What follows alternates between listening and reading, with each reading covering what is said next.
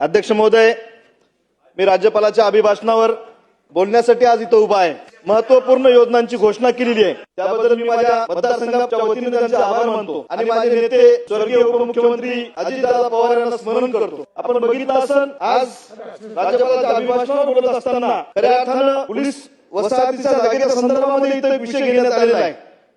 माझ्या हिंगोली जिल्ह्यामध्ये माझ्या मतदारसंघामध्ये पोलिसांची जी वसाहत आहे ती अत्यंत खराब झालेली आहे। तिथं सुद्धा नवीन बांधकामाची गरज आहे। आज आपण बघितलं असेल की जून ते ऑक्टोबर 2025 यामध्ये प्रचंड प्रमाणात अतिवृष्टी व पूर निर्माण झाला होता। नैसर्गिक आपत्तीमुळे बाधित झालेल्या शेतकऱ्यांना तिथं अर्थसहाय्य भेटलं होतं, पण अजूनही काही शेतकऱ्यांना त्या बाबतीमध्ये ते उपेक्षित राहिलेले आहेत। अजूनही त्यांचं जो पैसे ते त्यांच्या खात्यावर अजूनही जमा झालेले नाहीत। अध्यक्ष महोदय, मी आपल्या मार्फत एवढीच विनंती करतोय, काल सुद्धा खूप मोठ्या प्रमाणावर पाऊस आणि वारा सुटला होता, त्यामुळे माझ्या हिंगोली जिल्ह्यामध्ये सुद्धा शेतकऱ्यांचं खूप मोठ्या प्रमाणावर नुकसान झालेलं आहे।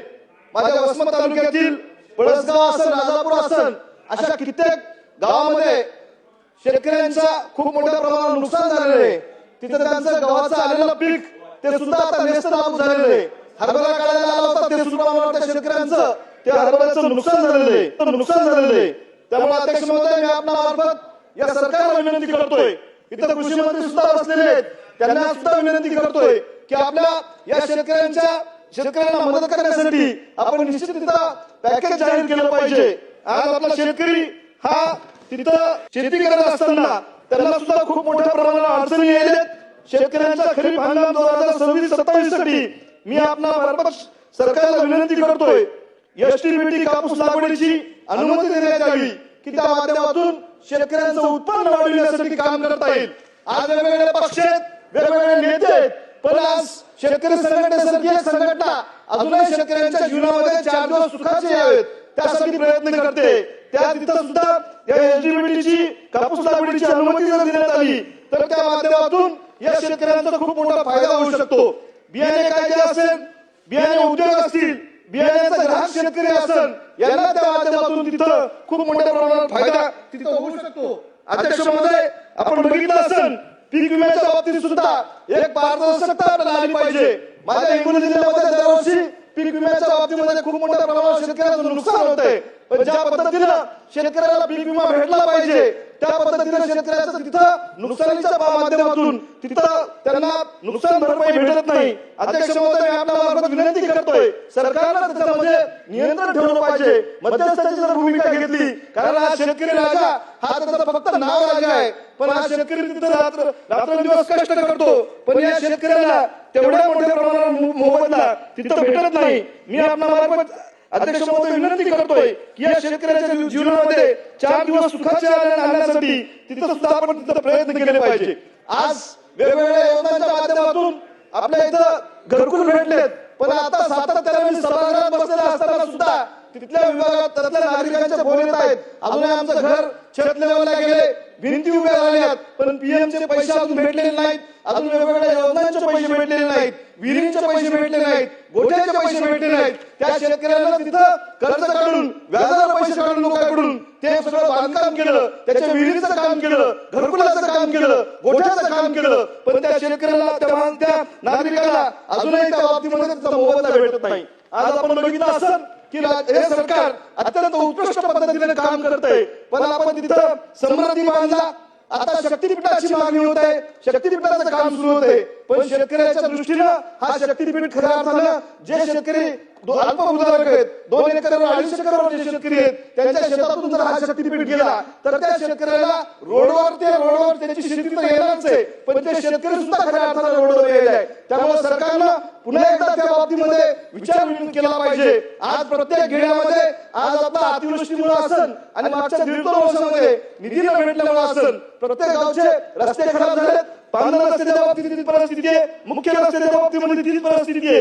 हे सगळ्या रस्त्यांसाठी सुद्धा निधी उपलब्ध करून देण्याचं काम हे सरकारच्या माध्यमातून झालं पाहिजे। मुख्यमंत्री महिला शेत पांढऱ्या रस्ते योजना आणली आहे, पण त्या त्या याच्या संदर्भामध्ये सुद्धा ही योजना प्रभावीपणे राबवण्यासाठी आपल्याला त्या बाबतीमध्ये काम करावं लागेल. 100%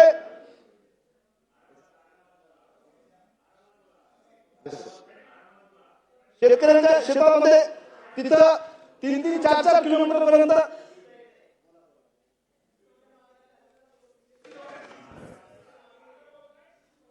शेतकऱ्यांच्या बाबतीमध्ये 3-3, 4-4 किलोमीटर पर्यंत त्या शेतकऱ्याला त्याचा माल आपल्या घरापर्यंत आणावा लागतो. बी बियाणं त्या शेतापर्यंत द्यावं लागतंय, पेरणी करावी लागते आणि तिथं त्याच्यानंतर खळेपाळे करून हा माल घरापर्यंत आणावा लागतोय. 4-4 किलोमीटर पर्यंत त्या शेतकऱ्याला हा माल ओढावा लागतोय. त्यावेळेस या योजना ज्या आहेत त्या फक्त कागदावर न राहता त्याचं सुद्धा इम्प्लिमेंट झालं पाहिजे. त्यासाठीचा निधी हा आपण उपलब्ध करून देण्याचं काम तिथं झालं पाहिजे. मुख्यमंत्री महिला शेत असेल, बांधकाम रस्ते असतील, या बाबतीमध्ये सुद्धा चांगल्या पद्धतीचं काम जर झालं तर तिथं खऱ्या अर्थानं तिथं फायदा होईल. आज आपण बघितलं असेल, मी एवढंच सांगतोय की मुख्यमंत्री महिला मोफत वीज योजना ही प्रभावीपणे हे करत असताना आताच अध्यक्ष महोदय मला एका शेतकऱ्याचा फोन आला. त्याच्या मुलाची 10वीची परीक्षा आहे आणि त्या परीक्षा असताना त्याच्या घरचं वीज कनेक्शन कट करण्यासाठी एमएससीबीचे लोक गेलेले आहेत.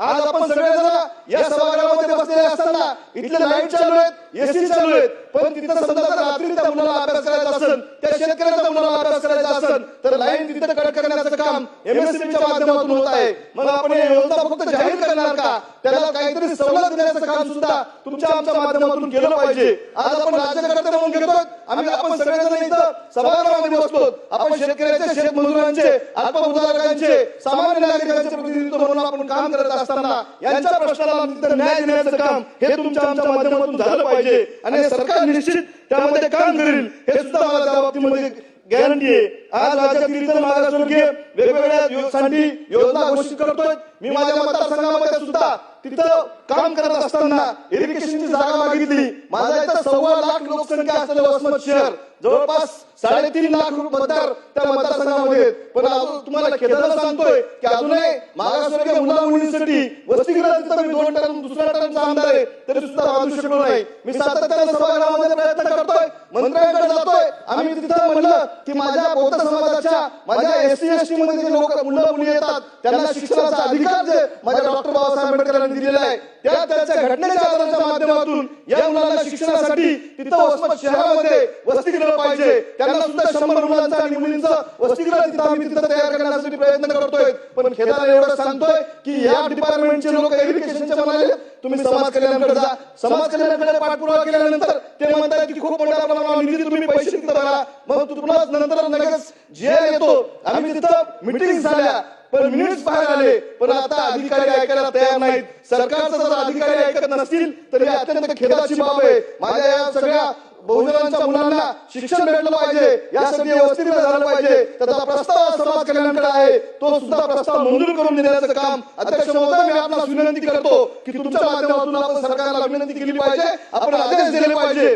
आज आपण बघितलं असेल हे सगळे काम करत असताना जे जे काही समाज आहेत माझ्या विभागामध्ये, जे काही आपल्या इथं आता राज्यपालाच्या माध्यमातून सांगितलं की कर्करोग उपचार सेवा योजना, आज आम्ही माझ्या मतदारसंघात सुद्धा ज्या कुटुंबाला खऱ्या अर्थाने एखाद्या कुटुंबामधील एखाद्या व्यक्तीला जर तिथे कॅन्सर सारखा आजार झाला तर त्या कुटुंबाची अवस्था ही अत्यंत बिकट असते. आज आपण सगळेजण इथं सभागृहामध्ये आहेत, तुम्ही बघितलं असेल की त्याला तिथं पेट स्कॅन असेल, बाकीचे सगळे विलास करण्यासाठी सुद्धा लाखो रुपयाचा खर्च येतो. आज आम्ही आमदार निवासमध्ये राहतो, 10-10, 15 पेशंट दर आठवड्याला आम्ही कॅन्सरचे मुंबईमध्ये आणतो. 750-800 किलोमीटर अध्यक्ष महोदय आम्ही राहतो, एका रूम मध्ये आम्ही राहतो.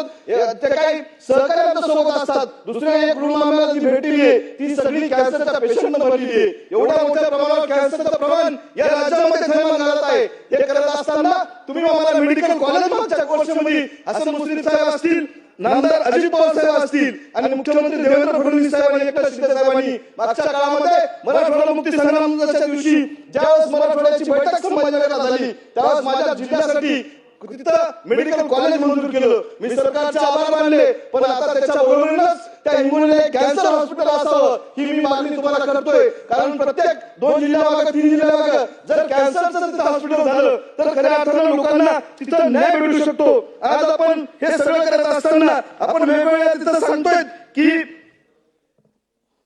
की आपण वेगवेगळे रस्ते तयार करतोय, समृद्धी महामार्गाला, नंतर शक्तीपीठ करतोय, पण माझ्या गावातून शक्तीपीठ चाललंय. मला त्या शेतकऱ्यांची व्यथा माहित आहे. मी त्या माझ्या जिल्ह्यातून तो चाललाय, माझ्या तालुक्यातून तो चाललाय. हे शेतकरी निश्चित रोडवर यायलेत. अध्यक्ष महोदय, माझ्या इथं मुख्य आता तिथं नॅशनल हायवेचं एक काम आमच्या वसमतमध्ये चालू आहे.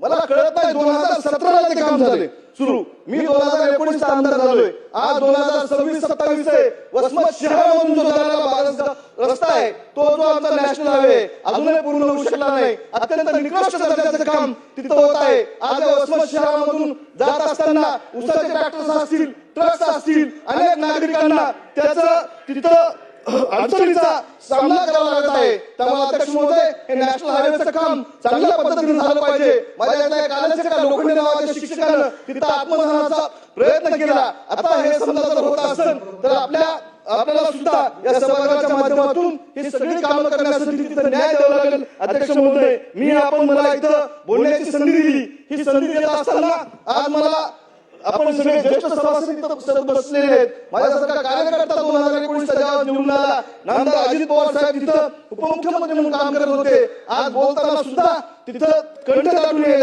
की दादा इथं सभागृहात बसलेले असताना माझा आमदार कशा पद्धतीने सभागृहात बोलतो, कशा लोकांचे प्रश्न मांडतो, हे सगळं करत असताना त्यांची